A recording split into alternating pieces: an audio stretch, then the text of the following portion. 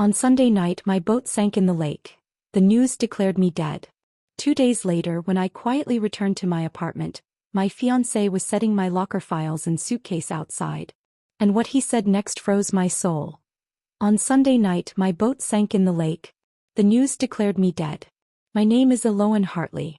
I'm 57 years old. And when Channel 8 ran my name in white letters across the bottom of the screen at 10:17 p.m., I was very much alive. I was sitting beneath an old wooden dock along the edge of Lake Wisteria, water dripping from my clothes, staring at my shaking hands. The boat was 22 feet long. 14 years old. The engine had been acting up for 3 months. I'd gotten an estimate for $1,860 to fix it, but we were already 47 days behind on our $2,400 monthly mortgage. I told myself it could last one more season. That night the engine cut out. Then came the jolt. Then the water. I've been able to swim since I was 8. My father taught me at 6:14 in the morning when the fog still floated low over the lake. I shrugged off my jacket and pushed through the dark water toward shore. My phone stayed in the boat. So did my purse. By the time I reached the road, a truck slowed down. An older woman, Priscilla Dane, sat behind the wheel. She handed me a blanket and said, "Honey, you're shaking." 2 hours later, she was the one who told me the news was already running. The boat had been found. No body recovered. But they'd assumed the rest. Priscilla offered me her landline. I didn't call anyone. Before I go any further, pause for a second and like and subscribe, but only if this story is truly reaching you. Tell me in the comments where you're listening from and what time it is there. I read every comment. Now come back with me 2 days later, 3:42 in the afternoon, as I quietly climbed the stairs to my apartment. The door was half open. I could hear paper rustling inside. My fiancé, Callum Varelli, was sitting on the floor. The files from storage locker number 314 were spread out in front of him. That locker holds sensitive maritime contracts for my clients. I'm a maritime attorney in Port Everly, Washington. I've practiced for 19 years. Callum always called it boats and paper nonsense. My suitcase stood by the door. My passport was in his hand. "Wow," I said. My voice sounded far away even to me. He froze. A file slipped from his fingers onto the floor. "Eloan." Surprise. The color drained from his face. The news said. "Yeah." I saw. He stood. 6'2" but suddenly smaller. "Why is my passport out?" I was securing things. Securing them where? Silence. The kitchen smelled like stale coffee. 2 cups in the sink. In 48 hours he hadn't mourned. He'd organized. I picked up one of the files. The $620,000 port redevelopment case. My name listed as sole counsel. "Why are these out, Callum?" He inhaled slowly.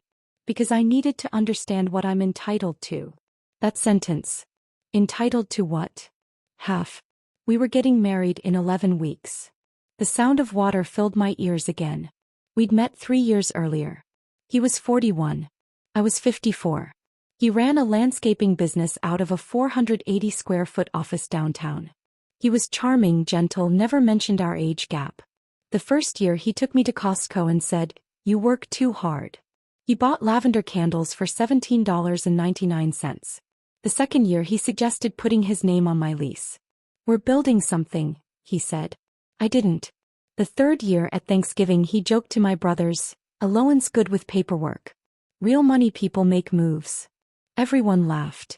I had loaned him $42,380 when his business truck died at 147,000 miles. He signed a promissory note dated March 14th. I still had it. And now, when the world believed I was gone, he was setting my life out in piles. At Priscilla's house, she had asked gently, "Is there anyone you're afraid to call?" I said no. But the next day she introduced me to her friend Constance Hale, a 72-year-old retired probate attorney with sharp, steady eyes. "If someone moves quickly when you're presumed dead," Constance said, "that tells you something." I showed her Callum's texts, 8:03 a.m., 8:11, 8:47. Insurance inquiries. Locker access requests. "Document everything," she told me. So I did. I called my law partner Marlene Kessick. Told her I was alive. Freeze all client files. No access without me. I contacted the storage company. Locker 314 temporarily locked. Callum had no idea. Let me pause here. Have you ever realized someone you trusted was calculating your worth instead of loving you? Tell me in the comments. And stay with me for what happened next. Back in the living room, Callum sat across from me. When I heard the news, he began, I broke. I didn't answer. Then I realized, you left no will naming me. After everything. After everything. He framed himself as the overlooked partner. I pulled the promissory note from my purse. Do you remember this? He went pale. $42,380. 3% interest. Due in 24 months. He said nothing. Then I put my phone on speaker. Constance's voice filled the room.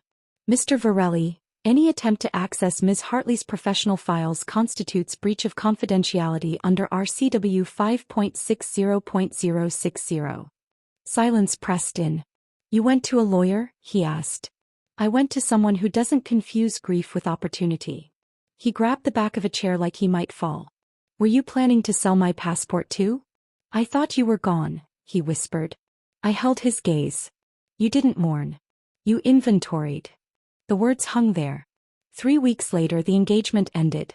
I returned the $6,200 ring and paid off the remaining credit card balance. His last text read, You're overreacting. I didn't respond. I didn't buy another boat for Lake Wisteria. Instead I started therapy once a week for 90 consecutive days. Every Sunday at 7:30 a.m. I have tea with Priscilla. Her house smells like old wood and cinnamon rolls. The quiet feels earned. At my firm I mentor 2 junior associates, 29 and 33, who think life slows after 50. It doesn't. It clarifies. Callum may not have sunk my boat. But he showed me that if I disappeared he wouldn't remember me, he would liquidate me. And that knowledge saved me. Thank you for staying to the end. If this story reached you, please like and subscribe. Turn on notifications so you don't miss the next one. Tell me in the comments, have you ever recognized the truth too late? I read every comment. Until the next story, take care of yourself. You deserve that.